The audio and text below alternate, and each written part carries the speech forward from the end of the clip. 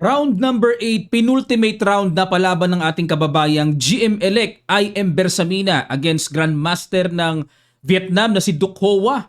Yan ang atin pong aalamin at a-update tayo sa standing nila. At pagkatapos ay pumili ako ng game nila Magnus Carlsen at Hans Niemann sa kanilang mga naging laban dito sa katatapos lang na Title Tuesday. Yan po ang ating pag-aaralan. Samahan niyo po ako.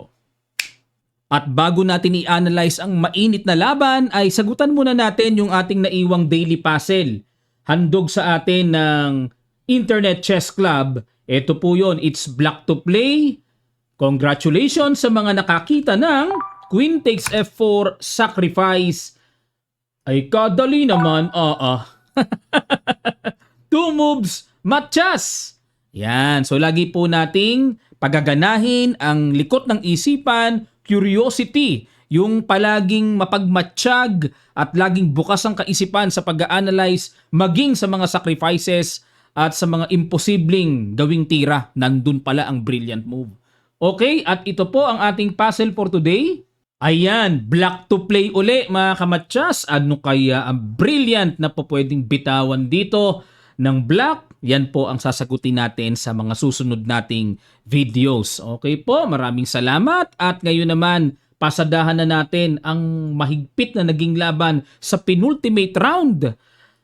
Nag-D4 si GM Duc Hoa, Knight F6 si Pau, Knight F3, G6. Ayan, at approaching King's Indian, pagka ganyan ang labanan. Fianchetto, variation. Nag-D6, castling, Knight C6, nag-D5, ayan, pumasok sa tinatawag na pano variation. Knight B8, ito ang interesting. Ako po kasi sa A5 ako pumupunta. Yan, tapos didepensahan niya ng puti, yung C4 pawn, tapos nagsi-C5 ang black. Yan ang palagi ang linya na pinipili ko. Tapos rook B8, A6, at pipilit ang black na maka B5. Pero dito mga kamatsas, bumalik lang, nag-second line. Matindi ang preparasyon. Tingnan natin. Nag-E5 at nag-Knight E1 naman. Ano plano? Pupunta ba dyan sa C2 or sa D3? Nag-A5. Ayan. Pagka nag-A5 ang black, ang ibig sabihin yan ay ipupwesto na po yung Knight sa C5. Okay? A6, papunta dyan para walang istorbo B4 na makakapagpaalis ng Knight. Yan po ang purpose din ng A5. At nag-Knight D3. Knight A6. A3, ayan, para paghahanda lang din na gustong mag-B4 pa rin ng puti. Bishop D7, nag-E4, okay. Bookline pa rin, Knight C5, hinamon, kinapture, at talagang sadya pong nagpa-double pawn dyan si Pau, pero solid naman yan. Nag-F4, okay, para may pressure na kagad sa E5, at nag-Knight E8, good move, para yung Knight po ililipat yan sa D6 pagka ganitong mga tema ng structure. Nag-Bishop E3, tineret ang pawn C5 at ayun! Lumabas na po ang novelty. F takes E5 ang nakatalapa na nangyari dito. Okay, pero Bishop E3, new move ni GM. B6, ayan, completely new game na ito. Nag-F5 para maipit ang dark square bishop at mag-gain ng space ang white sa king side. Nag-Knight D6, tineret ang pawn sa C4 at nag-Queen D3, dinipensahan, nag-A4. Ayan, ang purpose dito ni Pau ay para hindi na maka-B4 mamaya, pero binad mo ba ng computer? Dapat daw po ay capturein ang pawn sa F5, capture sabay E4. Ayun pala ang tempo para mabuksan ng diagonal. O halimbawa, mag-Knight takes E4, isabay pa rin. Bishop takes F5 naman. Sakto talaga. Sakto. Pag kinapture to, wala namang mga sacrifice kasi capture lang. Nakabitin pa yung bishop eh. Sakto. At kung after E4 ay pagpalagay ng ignore lang, Queen D2 hindi pwede, may Knight takes C4. Queen E2, Bishop takes F5 pa rin. Sakto pala talaga yung kain sa F5. Kasi parang annoying, nakakailang po na capturein yung pawn sa F5 pagka mga ganitong position. Kasi tipong parang maiipit di ba? Tapos parang bahagyang mabubuksan pa yung G-file. Medyo psychological din. Okay, balik tayo sa A4. Rook F2, plano ni GM dito magbabattery. Ayan, kitang-kita naman, no? nag G5 yun lang. Another bad move uli ni Pau. At pero ang gustong mangyari ni Pau din, talagang isarado na. Kasi nakita na niya na magbabattery na, pipit-pit ng F6 pag nakapush ang white ng F6 mabigat na po. So yan ang nakita kong plano niya, i-close na niya talaga totally. Pero ang correct play, capture pa rin, capture and E4, pwede pa rin palang ihabol yon. Yung ganong idea, sabay capture pa rin sa F5. Ayun, gracious, yung pala yun, natuto rin ako, no? Okay, balik tayo sa G5, Bishop F3. Ayan, masyadong makunat si GM. Anong plano? Pwede bang gaganon? F6, sinara na. Bishop H5, ayun na nga po. Kumbaga, na-realize si GM na barado yung pawn niya. So, kailangan niyang ilagay sa kahit papaano mayroong pang-argabyado na makokontrol yung bishop kumpara sa baradong walang function. Pero, ang dali lang. Sinalubong lang eh. Takes. At nag-rook B1 na bad mo ba? Nakabawi si IM Pau. Ang rook B1, ano plano? Hindi naman inaatake yung B-pawn. At pagpalagay na mag-B3, kakapturein, mawiwik lang yung A3. Kaya po, questionable. Oo nga, no, questionable. Kasi hindi naman kailangan ng puti mag-break pa. Tutulungan lang ang black na ma-atake yung A3 pag nag-break. So, ano purpose ng rook B1? So, yun po yung basa ko dito. Ba't nilagyan ng question mark ng computer engine? Dapat daw ay G4. Yan ang on point na dapat gawin. Pero balik tayo sa rook B1. Queen D7. Ayan na po. At dito ang accurate naman ay H5. Yan ang on point na tira. Okay, kumbaga yan ang tumbok na tira. Pero nag Queen D7, kumunat muna, abang-abang, at nag B4. Ayun. Kumbaga parang wrong plan, ano? Wrong plan po ang nangyari sa puti dito. Hindi kailangan magbukas dyan eh. Dapat daw Queen E2 lang. O di ba? Kung ako rin ang puti, parang ba't ka magbubukas? Ba't kaya? Ano kayong plano? Kasi pag ininpasan capture naman yan, talagang weak na weak yung A3, yung A-pawn. Pero pinilit eh. B4, enpasan, capture, and the rook A5. Ayun na nga po, papatong na. Siguro nagtataka si IM Pau, bakit kaya pinipilit na magkaroon ng play sa B file? Solid naman yung B6, supportado naman. Questionable plan, ano? Rook A2 and pumatong na battery, nag A4, Bishop F8, at nag Rook A3, H5. Ayun na po, yung pinapatira kanina. Bishop D2, Queen E8, at nag Queen E2. Ayan. At dito ay, tingnan nyo po. Ayan, dito mga kamatsas. After knight B5, kinapture lang, good move. Persadong capturing ng C-pawn. And another good move, bishop to D6. Talagang sinarado na ni IM Pau. Para talaga totally wala nang dadaanan ng atake at sacrifice po yung tore, Queen C4. Hindi kinapture kasi pag kinapture-capture, saan pa papasok ang puti? Wala pong pambasag na magaganap. O kahit mag-H4, mag-G4. Pagpalagay na mag-G4, mag-H4, sarado. Tapos, saan dadaan ng dalawang tore? Saan dadaan? At yung queen. Walang dadaanan. Close. Di magsasayaw ka na lang ng king dyan. Waiting. Ayun. Kaya, hindi makapture ni GM kasi parang naghahanap pa rin siya ng mga possible butas. Gumanon lang. Ganon. Yun yung mga ganon. Yun lang ang mga babantayan kasi baka masacrificean eh. Ganon. Pero hindi pa rin po sinacrifice, natakot eh. Ayun, dito mga kamatsas. Dito, pagtira ng King F1, blunderacious, at dito po, napa Queen H8. Di po natin alam yung time control dito kasi hindi naka-register yung time eh. Unlike sa higher boards, sa top 3 or top 5, merong digitic clock eh. Dito, hindi nagre-register, yung pyesa lang po ang nagre-register. Sayang ano? Kasi dito may na-miss si IM Pau na brilliant move na dapat ginawa niya. Panalo agad mga kamatsas. Sige po, pakiguess nyo sa ilang sandali lang. Tutuloy agad natin. Start.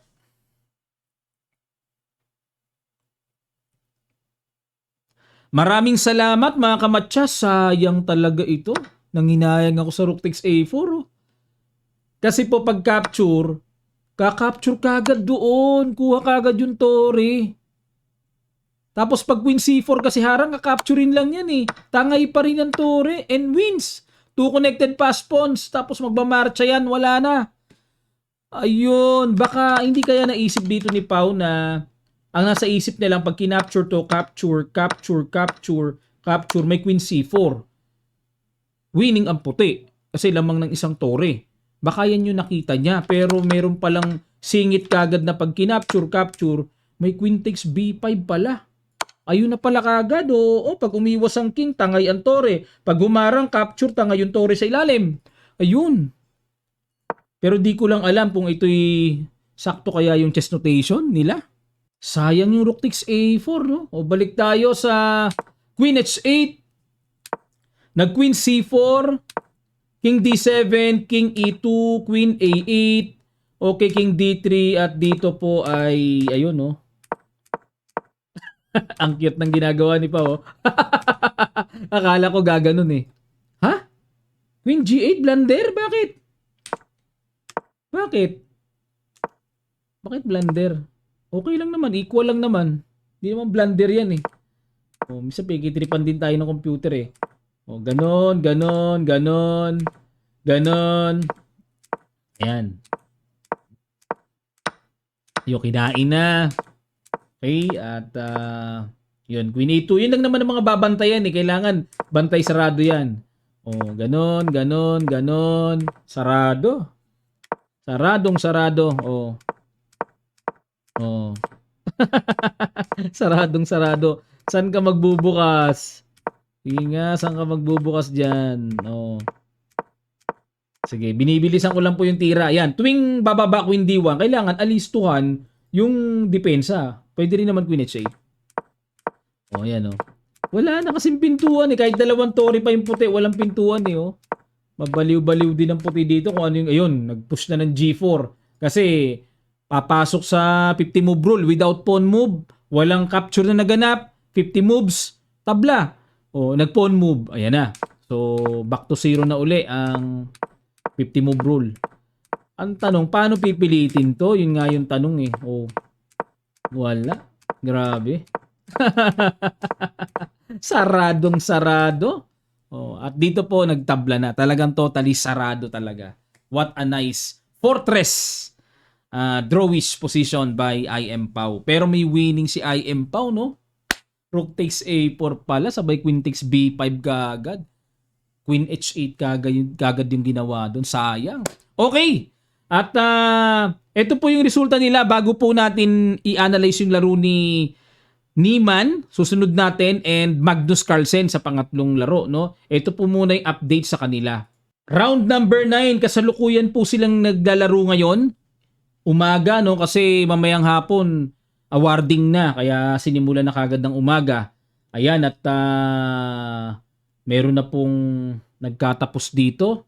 At yan ang mga magkakalaban. Kalaban ni IM Bersamina, si FM Anand Batsuk ng Mongolia. Okay, board number 4 siya. At si GM Daniel Quezon, kalaban ay si Taher Joseph Teolipus ng Indonesia. Okay? At sana manalo sila sa last round. Siyempre, para kahit papaano closer sa taas. At tingnan naman natin kay Janelle kung ano ang update. Round number 9. Board number 2 siya ngayon. Kalaban niya ay WCM ng Mongolia, si Kis Shig Baatar. Ayan, sana po ay manalo si Janelle. Possible 6.5 siya pag nanalo. At definitely lalamang ang tiebreak niya kay dito sa kalaban niya na 6.5 points na. So malaki po ang chance si Janelle na makapasok pa rin sa top 2 basta maipanalo niya, mga kamatsas. At yung kalaban naman sa top, ayun, buti na lang hindi magkababayan, Mongolian versus Indonesian. Pero tingnan natin yung kanilang standing para kahit papaano meron tayong idea sa tiebreakan. Naku, ang layo pala ng tiebreak ni Janelle sa 5.5. Bustawi. Ang tiebreak ni Janelle ay 39.5. Ayun. Tiebreak ng kalaban niya is 44. Sana magbago, no? Malaki pa naman ang chance na magbago ang tiebreaks. Medyo mababa pa lang tiebreak, So, kailangan manalo talaga si Janelle para kahit papaano, humataw-hataw pa rin sa taas. Kasi nataas ang tiebreak nung mga 6-pointers, Ngayon naman, pag-aralan natin, nagparamdam ng matindi si Hans-Mok Niemann sa nakaraang Title Tuesday Late Edition. Pag-aralan natin. Napili ko po ang game na ito ni Niemann against Jose Martinez. Kasi itong si Jose Martinez, isa po sa pinaghihinalaang gumagamit ng engine. Hinala lang naman, no? At hindi naman mapatunayan kasi hanggang ngayon ay hindi naman nagko-close ang account. Talagang mala computer din tumira. At si Niemann. Matindi laban ng dalawang to. Okay, sabi nga nila palakasan ng engine to. Nag E4 si Niemann at nag E5 si Martinez, Knight F3, Knight C6 at nag Bishop C4, Bishop C5. So Gyoko Piano ang pumasok na laban at nag C3. Ayan, normal po na palagi nating nakikita, umaatras para hindi matempohan ng atake ng pawn D4, B4, pero hinabol ni Niemann ng A4 at napilitan na si Martinez para may aatrasan just in case nakulitin mamaya ng A5 at nag-castling, nag-H6 para pag-develop ng knight ay walang mangungulit, na pin Bishop G5 at nag-B4, ayan, nakaporma na yung queenside, ready to bomb na yan mamaya. Knight GE7, yan ang interesting na binitawan ni Martinez. At Knight F6 po kasi ang normal niyan. Ayan, sa mga di pa po nakakaalam, itong si Martinez, ang isa sa nagpaiyak kay Kramnik. Na si Kramnik ay nagpasabog sa buong mundo na itong si Martinez ay gumagamit di umano ng computer engine. Ayan, si former world champ Kramnik ang nagsabi. O yan, pero nung nagmatch sila ng face-to-face, talo talaga si Kramnik kay Martinez. Malakas tong Martinez. Rook E1, develop, nag-Knight G6. Okay, mamaya lulundag ba? Knight H4, Knight F4. At nag-Knight BD2 lang. Ayun. At sa usapan pong novelty, mga kamatsas, Rook E1 ang novelty, ha? Kasi ang old lines ay Queen B3 at A5. Ayan, sa mga... Marami kasi nagtatanong, Coach, nasan yung novelty? O, ito yung new move, Rook E1. Okay. Nakakalagpasan ko eh. Knight G6 at nag-Knight BD2, castling, Bishop B3. Ayun, para yung Knight ilalagay doon sa C4. Yan po yung purpose ng Bishop B3. Pero nakatunog, nakaamoy kagad si Martinez. Takbo kagad. Ayun, dahil tumakbo, so useless na yung Knight C4. Sa F1 na dumaan, ilalagay naman sa G3. Typical pattern yan na pinaglalagyan talaga ng Knight. Nag-Bishop E6, Bishop E3, capture at nag-Queen F6. Ayan, at Bishop C2. Para magdi-D4 mamaya.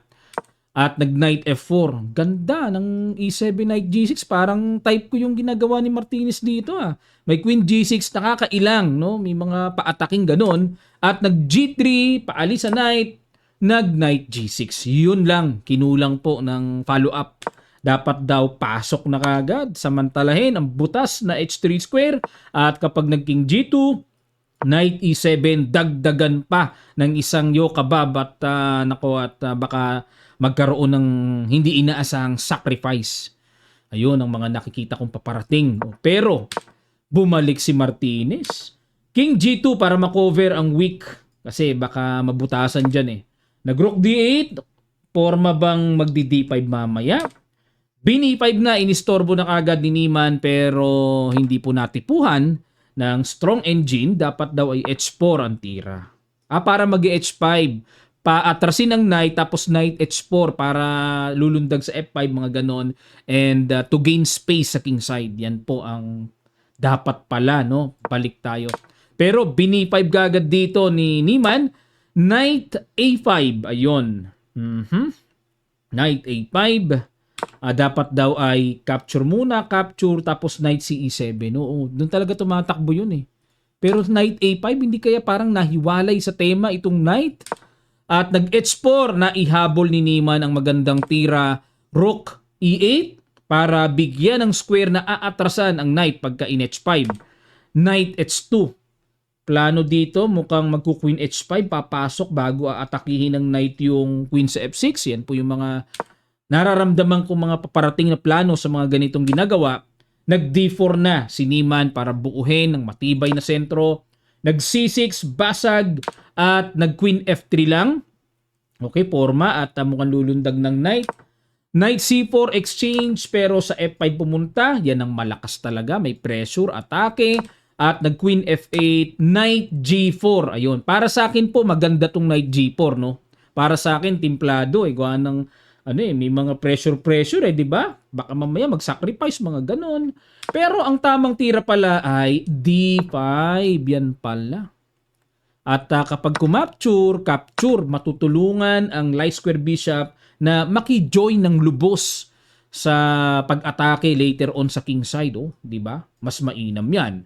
Kumpara yung pawn nandyan. Kung aatras naman dito, capture naman doon, capture and doon naman ka-capture na pansamantalang napitasan ng isang pawn sa queen side. Okay, balik tayo mga kamatsas. Knight G4 at nag-8x B5. Ayun, dapat naman daw ang tira D5 na dahil hindi nag-D5 ang puti, D5 na. Yan. Kasi kung susundan po natin yung track no ng good move, kung minsan nandun din yung counter good move eh. So D5 pala ang tira para hindi ma-D5an. Okay? Pero kinapture ni Martinez. Ayusin ko lang buko ha. Baka sabihin, si Rizal na naman eh. Hindi ba parang Bonifacio naman ngayon at Apolinario Mabini? Dami talagang bayaning nagagaya buko eh. Kumukusa eh, no? Okay. Pinagka-capture. Lumamang ng isang pawn dito ang black pero double po naman at considered weak po naman ang nasa B5. At nag-push D5 pang-ipit. Bishop D7 umatras at nag-bishop D3. Okay? Baka capturing yan later on. Knight E7, nag-rook A7. Ayun, natakawan dito si Niemann sa B7 pero dapat daw capturein muna yung knight capture and knight G to E3. Yun, takihin. Ay, oo, kasi may capture din doon, double attack. Oo nga, ayun no. So, tendency ka capture yan dyan, persado, tapos may capture. And sabihin natin mag B5 and saka pa lang mag-rook A7. Slightly better positional advantage sa puti. Lakas ng 7 Franco. Ipit ang black. Pit-pit. Balik tayo mga kamatsas. Pero ginawa ni Niemann, nag-rook A7 gagad. At nag-knight takes F5. E takes F5. At nag-F6. Ayun. Nailang dito si Martinez na oo nga naman, nakakailang nga naman. Kasi po, imagine niyo parang tipong may push. F6 dito ang puti na mabubuksan ng diagonal. Something makakaistorbo sa payapang shield ng Black King. Pero dahil sa kailangan napatira dito si Martinez para masabing walang push. Pero blunderacious na pala yan. Dapat daw po tira H5 paalisin ng knight. Pag nag-knight H2 and then E4, yan pala tamang tira eh. Bishop takes E4, saka mag-knight D2. Pag nag-queen F4, rook takes E4. Tingnan lang po natin, takes, and queen takes E4 and rook E8 and queen F4 and rook E5. Ayan. So, slightly better for black mga kamatsas. Double attack pala ito. Okay. Yun. Pero, nag-F6 dito si Martinez eh. And nasimplihan lang ng capture sa B7. Nag-rook E7 para yung isang tore pang neutralize ang basa ko. At yung bishop sa D7 may depensa na. Pero mga kamatsas, ang tamang tira H5 pa rin talaga. Knight H2, E4 pa rin talaga. Sabay knight dito. Ayun talaga. Oo, grabe. Na-miss ni Martinez yun. Rook E7. At dito po natumbukan ni Niemann ang napakagandang pag-eliminate sa knight. Knight E3. Oo nga, lumalabas. Pit-pit yung bishop. Ipit versus strong knight. Rook C8, dinipensahan. At nag-rook B1 battery muna. Bishop E8, okay, hamon ng tore at nag-rook B6, threat lang ang pawn D6. Rook C7, okay, para may depensa yung D6, nag-H5. Ayan, talagang gustong pitpitin ni Niemann ang posisyon ng black pero hindi na daw po kailangan pala yan. Dapat ay, ang mas on point ay rook A6 para doblihin ang tore. Yan ang on point. Yan ang nasa tumbok talaga. No? Nasa track talaga ng tamang tira. Oo nga, no? Patong, sabay i-pressure yung D6 na mapabagsak. Galing. Pero, nag-H5 si Niemann, Bishop F7, and the rook B5, rook C5, Queen D1, Queen E8, ayun, nag-blunderacious na si Martinez. Dapat daw po tira, capturing na lang, capture. Tapos rook B8, yan ang, pang-equalize. Pero balik tayo, Queen E8, takes, good move, takes, and simple lang pala. Nabitawan yung pawn D6. Nabitawan. May capture man sa H5, G4 harang, and Bishop F7, pero ang vital po talaga dyan, itong D5 po ng vital. Nag-rook E6, aba! Nag-exhibition pa si Niemann. Sacrifice, oh. Oh, exchange sacrifice. Pero simple lang pala, Queen A1 lang ang mas tama, no? Logical. O para makapunta sa A7, makapasok na, no? Pero exhibition pa eh. Rook E6 eh. O Queen A8, inayawan naman ni Martinez. Bakit? Ano po ba mangyayari? Kung capturing ng Torre, F ang pangka-capture, may 2 connected pass pawns, tapos may lundag ng knight sa F5. O sa isang banda, interesting eh. Pero kaya binad mo ba ng computer, mas mainam kasi, mas malaki ang lamang sa simpleng Queen A1. O, pero pinakulay pa eh, yung Rook E6. Balik tayo, nag-Queen A8 si Martinez at nag-Queen F3. Queen D8, Queen E4, ayun no. Threat kasi yung pawn na C4, pero ang tamang tira daw ay King G3. Okay, o Queen E4, Queen D7, abang-abang, King G3, ayun. Grabe, bakit brilliant yan? Para pag-capture dito, walang nakapin kasi na mapupwersang grabe, o King G3 lang. Para makaiwas sa diagonal and yung rook sa E6, oh. Ang tagal naka-display. Hindi ma-capture. Lupitan Torre, siga. Nag-Queen D8, samantalang si Martinez, bahala yung rook mo dyan magpa-picture. Ako, pabalik-balik lang ako. Ano gagawin mo? Waiting ako. Yan naman ang sinasabi ng pyesa ni Martinez.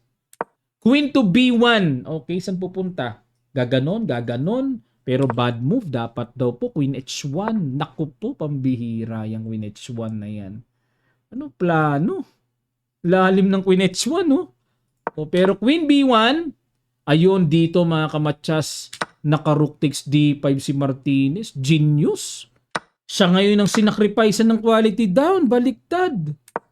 Rook E7, H5, ayan. At plano ni Martinez na i-expose talaga yung White King para maka-atake siya ng maka-atake later on. Kinapture lang ni Niemann, capture.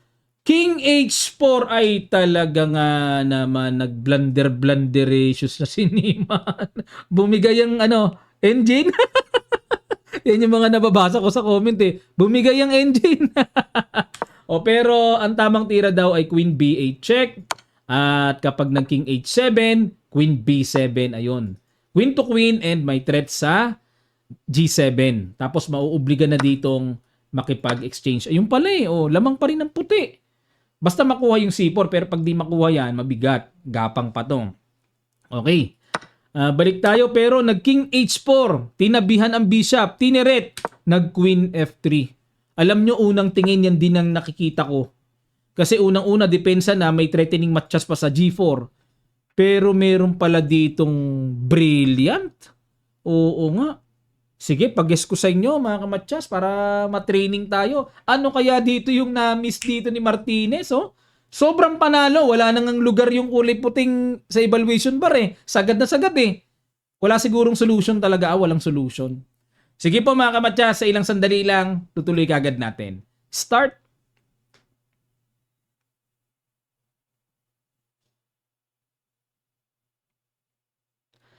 Maraming salamat po mga kamatsas. Akalain nyo ito tiro, walang solution. Boss, matcha sa G4 pag kinapture ang bishop, matcha sa G5.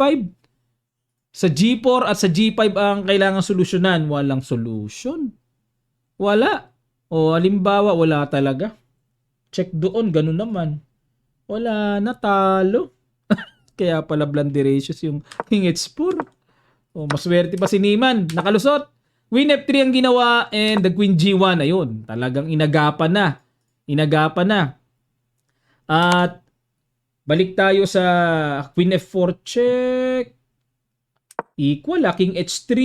Pag kinapture ba yon? Capture dito. Teka, lalim Pag kumapture dito, ay hindi, talo pala. Pag kumapture dito, talo. Check. Grabe mga sundot to. Queenless pambiglaw. May swindle pala yon. Naobliga si Niemann mag King H3. Queen F5, King H2, Bishop G4. So, equal po, no? Equal ang evaluation bar, check, ganon. King F8, Rook A7, ilag, G6.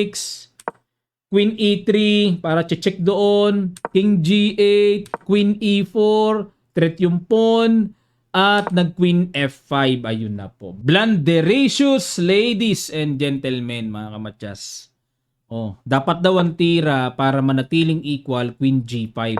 Pero sa oras kasi nila na dying second na talaga si Martinez na patira ng Queen F5 at kitang-kita naman po. Yun, chinek pa. Oh, pero winning na rin. Dapat daw Queen D5 check. Kasi Queen E6 matchas eh. Ilag ang King kahit saan. May Queen D8 matchas na.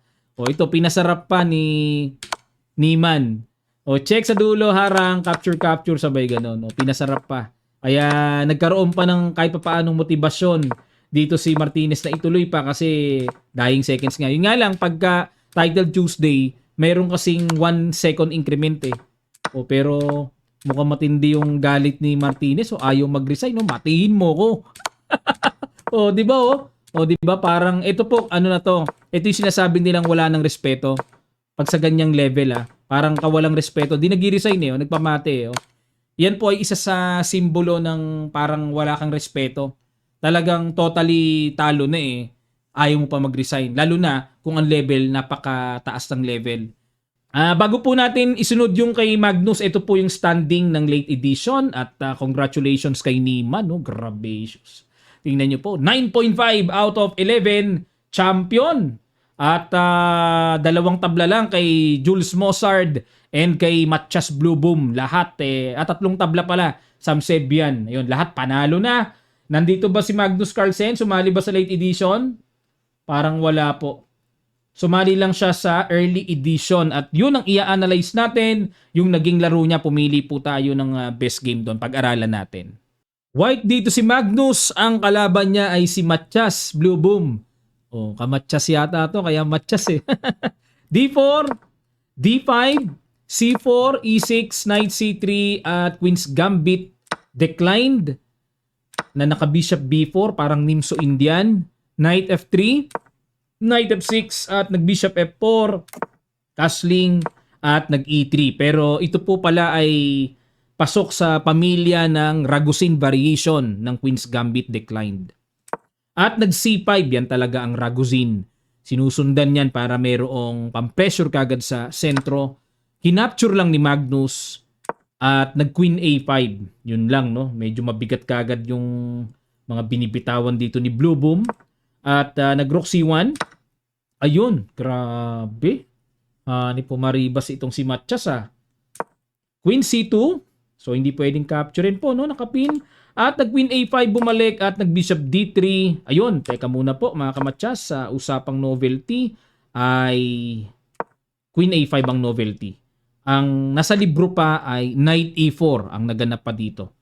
So yung takbo, yan ang bago. Bishop D3, nag-Knight BD7, Bishop D6, tiniret ang tore at nag-Rook E8, castling, Knight takes C5 at dito mga kamatsas may binitawang brilliant ang world number 1. Ano kaya yun? Kakagulat yung tiro. Pakiguess nyo sa ilang sandali lang, tutuloy kagad natin. Start.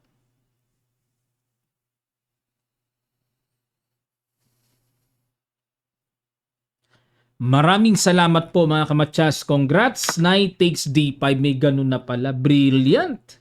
May atake kasi makukuha yung knight sa C5. O, kinapture. Ayun. Blunderacious naman ang ginawa ni Matchas. Dapat daw ay knight takes bishop. Tapos knight takes F6 check. Capture. Queen takes D3. Tapos ipipin. At papatong ang tore.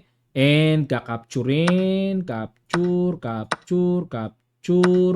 Bishop E6. At dito po ay slightly better lang ang puti. Okay po. So yan daw dapat medyo payapa pa no ang black pero dahil knight takes D5 ang ginawa, Bishop takes H7, another accurate move by Magnus, King H8 at nag-Knight G5 threatening knight takes pawn. Naku, matikambing, imagine niyo po. At napa-Bishop E6 para depensahan, Bishop takes knight na binawi na, nag-Rook C8 pin muna at nag-Knight takes E6. Sarap, no? Pagka ganyang puro accurate. Galing. Rook takes at nag-bishop takes b4. Ayun, nakatreat pa kasi Reyna. Takes, and king takes h7. So dito, winning pa rin po si Magnus kasi ay 1 pawn up. King f1, syempre, time na. And game na, time na para ilabas ang king sa labanan. Rook a6, rook c5, yun lang. Yun lang nagpababa ng evaluation bar. Dapat daw pawn tira, bishop to e1. Hinay-hinay muna pala. At pag nag-rook b6, sabay rook c5, atake sa knight, knight f6, tapos b4. Ayan. Yan lang pala yung tamang gapang control, no? Tapos f3, e4, yan ang nakikita kong pagapang ng pasakal, no? Paunti-unti. Pero, nag-rook c5 si Magnus, ayun, na-brilliantan. Bagong salita yun. Na-brilliantan ni Matias. Naka-knight takes e3. Ayun. Takes and then may b6 na i-converte sa ganun. Rook c7. So, back to equal po mga kamatyas. Rook a2. So, b4. a5. Takes. So, bagamat dito po ay lamang ng isang pawn si Magnus pero rook and pawn ending ito. Tapos, ang pawns pa ni Magnus ay nasa isang side lang, equal ito. Pero dahil Pilit Boys team leader, showdown ito mga kamatyas. Play on, kumbaga. Okay? Pilit Boys team leader ito eh. Hindi basta-basta ito nagpapatabla. Okay? Ayan, tago. Uy! Okay. Takes obligadong capture. Magpo-promote na eh. Okay, na-capture. So, lumalabas 2 versus 1. Naku po, grabe. Ito yung sinasabi nilang boom. Pag rook takes e4, flag down si Magnus. O sa equal position, flag down si Magnus. Na flag down. Yun lang. So, ito po ay equal naman eh. Oh, maaring internet interruption. Internet problem na flag down. Teka muna, mayroon pa bang oras siya? 10 seconds pa siya eh. Ayun, pag capture niya doon, dyan pa lang pala flag down na. Pero nakatira pa ng isa si Blue Boom, kahit flag down na. Yun po mga kamatyas. Talo si Magnus at ito ang kanilang standing sa early edition. Dali si Magnus. Nag-champion si Nakamura. Ayan, si Naka nakakasawa na. Palaging siya champion dito. 10 out of 11, dalawang tabla lang kay Lekwang Liem ng Vietnam at Tuan Minh Le ng Vietnam. Ayun po. At second si Nepo, third si Matias Blue Boom, at si Magnus ay nauwi sa pang-16 at may talo siya kay Blue Boom at kay Jeffrey Song. Ayan po mga kamatyas. Tapos yung inaral natin kaninang laban sa late edition, hindi na siya sumali. Baka mamaya kasi yung internet niya nagloloko. Pwedeng isang dahilan din yon. Okay po mga kamatyas, maraming salamat at sana natuto kayo sa ating updates. At anuman po ang inyong mga komento, lapag nyo lang sa comment section below. Nakakatulong po yan para ma-promote ang ating video. At pag may lumabas po na ads, lambing lang po, paran nyo lang hanggang dulo. Malaking tulong na yan na mabibigay po sa ating mga ginagawang effort sa video. Okay? At mag-sign up na kayo sa Internet Chess Club para may daily puzzle kayo na masosolve doon. Yung sinusubaybayan nating series of daily puzzles. Mag-sign up na po kayo sa mga di pa kayo nakakagawa ng account. It's free lang po. Free na siya ngayon eh. Dati mayroong bayad ang Internet Chess Club, ngayon ginawang free. Okay? At ang may-ari po nito ay Pinoy. Sana suportahan natin mga kamatyas. Maraming salamat. Magkita-kita pa tayo sa mga susunod pang chess updates.